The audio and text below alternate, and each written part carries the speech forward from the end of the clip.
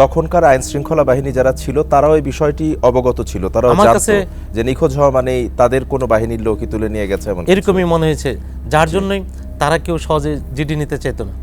আচ্ছা।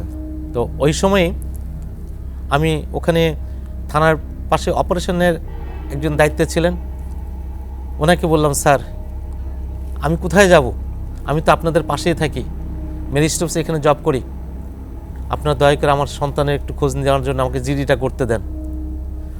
উনি আমার চোখের পানি দেখে, আমার অবস্থা দেখে উনি আর নিজেকে ঠিক রাখতে পারেনি। পরে উনি আমাকে একজনকে ডাক দিলেন, কনস্টেবল একজনকে ডাক দিয়ে বলেন ওনার জিডিটা নিয়ে নেন। পরে আমার জিডিটা নেওয়া হলো।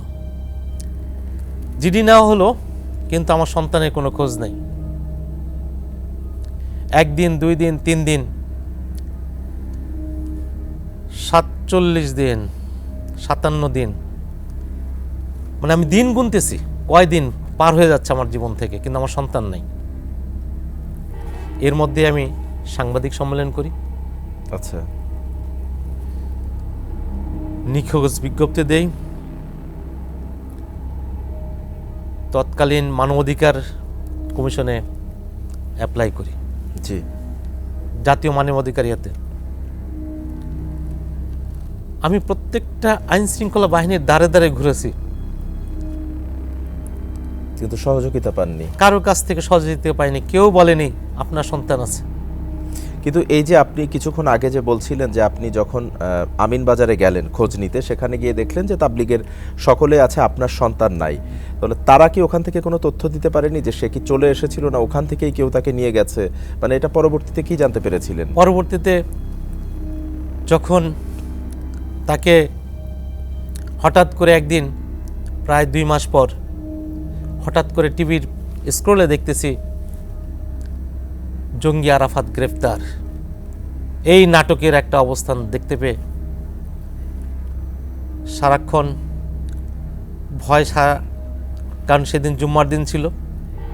নামাজ পড়ে আসার পর যখন দেখলাম, ঠিক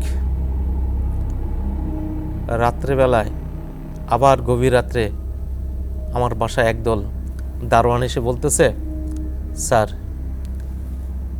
আপনার বাসায় পুলিশ আসছে, তারা আপনাদের দেখতে চায়। কিছুক্ষণের মধ্যে বাড়িওয়ালা সহ পুলিশ ওনারা পরিচয় দিয়ে ঢুকলো, আমরা সিটিটিসির লোক, আমরা আসছি আপনাদের দেখার জন্য। তারা পুরা বাড়ি তছনছ করে ফেললো, তছনছ করে ফেললো, কিছু পেল না। আমাদের ওখান থেকে আমাদের ল্যাপটপগুলো, আমার মেজো ছেলের, বড় ছেলের সবার ল্যাপটপ, মোবাইল, এগুলো সব নিয়ে আসলো। জঙ্গির পিতামাতা বা জঙ্গির পরিবার হিসেবে ততক্ষণে স্বীকৃত হয়ে গেছে? ততক্ষণে স্বীকৃত হয়ে গেছে, কারণ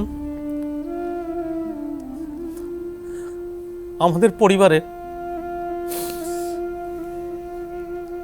শুধু এই ধর্ম পালন করার জন্য যদি কোনো ছেলে বা কেউ যদি তাবলিগের উদ্দেশ্যে বেরো হয়, আর যদি তাকে গুম করে ফেলা হয়, মারাত্মক টর্চারিং করে,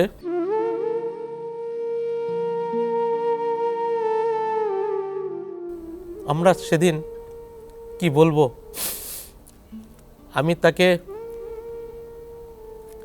যখন দেখলাম, ওই দিন রাত্রেই আরেকটি ঘটনা, আমার বড় ছেলেকেও সিটিটিসি উঠাই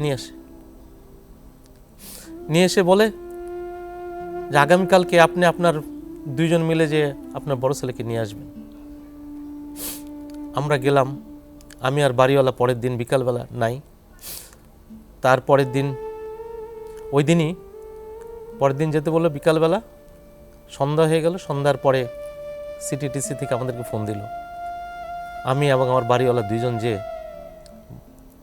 বড় ছেলেকে নিয়ে আসলাম, সিটিটিসির কার্যালয়ের উপরে উঠানো, আমাদেরকে বলা হলো দেখেন আপনার ছেলেকে কোনো আঘাত করিনি।